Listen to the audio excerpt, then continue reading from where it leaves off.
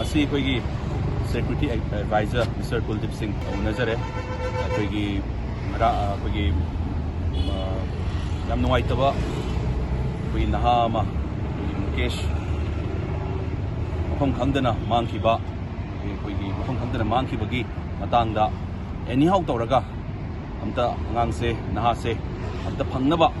anyhow tawraga amtan hidaba yadi haibagi ai unajabani koi security advisor da ada security advisor ngarang su koi DGP gi whole officials yam unar matung da ngasi security advisor unajabani duga PR president rule la matung da ahan bawaina unajabani duna objective full authority central government gi ni aduna tawba yaba angang se naha se kanbada any possibility sinnabiyu yaba tawbiu haibagi request ki changjabani sida mahakna haibirapagi matungna koigi rang DGP na harakpa koi DGP ka office gi harakpa sem koigi laiba adi matangda koina khana jai khana koigi laiba kamaina mahak sangi bano dai red alto se kamaina sigi CCTV footage ta kamai ubano haibado adanga si koigi ai anong latest update ta in tazabagi matungna koigi every jaga da possible areas ta koi ayamba central koi police to support tawduna central forces ki ayamba koi Assam Rifle BSF CRPF loimak koi security advisor haibi da koi matungina loimak deploy tawraga koi kamaina angang sing naha se kamaina kan sige haibagi kanna honari haibagi potam bire aduga koi jaga koi ki dominated area da leiriba jaga leiriba in Sochampur ki DC koi mayam pullaga kamain tau sige haibidi kamaina angang se leibra leitabra haibagi thi haibagi phongdor haibagi thiri haibagi phongdor aduna anga akoina hariba se akoina pambadi adu ada politically oigera na truck amo oigera akoi amatta adugi nate lakchari se akoina mainly akoina pambadi kari no hai matamda angang naha se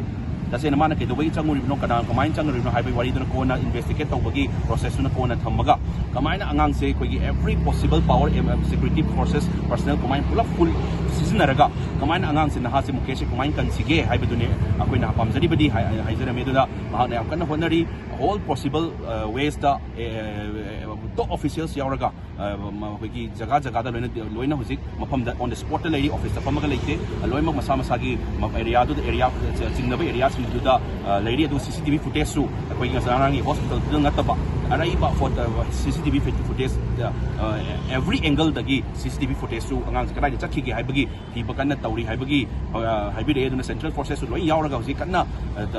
thiba humba chathari aduna angang compulsory phangna bonari akoi kanna honajari haibagi mana mahana thambire akoina haiza aduna akoina haizabadi sajaba mangan biganu ya lakpani full authority ne aduna akoigi Indian forces se advance way haibagi akoina su khangi bani mi bam prajana khangi or world khangi bani Indian forces se kan advance way ge haibada aduna sigi advance way haibagi akoi thajaba se mangan biganu angang se anyhow tawraga kadai leiri bano karamba jaga na particularly adai da trash to khara dingam mabani na kamain tawraga angang se kannaba se honabiyu sigi thajaba se akoina thajaba mama thamaga songi manata laiba se mangan biganu haiba matamda mahak ya fully corporate tawri yang fully kanna sangzalli haibagi thajaba ma pire adai tamangaragi tasengna haragadi makoi akoina kaim akoina sida aina haijari se achumba dune koi khangningi di the real truth tune koi khangjaningi di haidi sida lai natraga laiti haibin trace to bada jawjang te ki tower na phanga abani haibase officially proof tune akoina haijari se jawjang te lai natraga laiti haibadudi asengba dudi kona khangjarakani hujiki main oina akoigi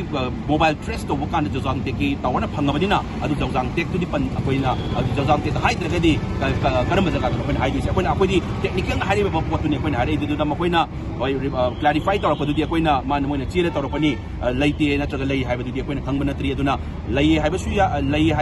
yadi haibsinga ai haijagi du laiti haibasu yaroi aduna asengba chuma do angang do phanga kan khangani no angang do tekta kaidana yamna sengna haibadi amtang yam thuna phangan biyo haiduna ai ngasi security advisor haijare mi sumaina every concerned authority da ai left na pau phongna zaraga angang sigi matang da ai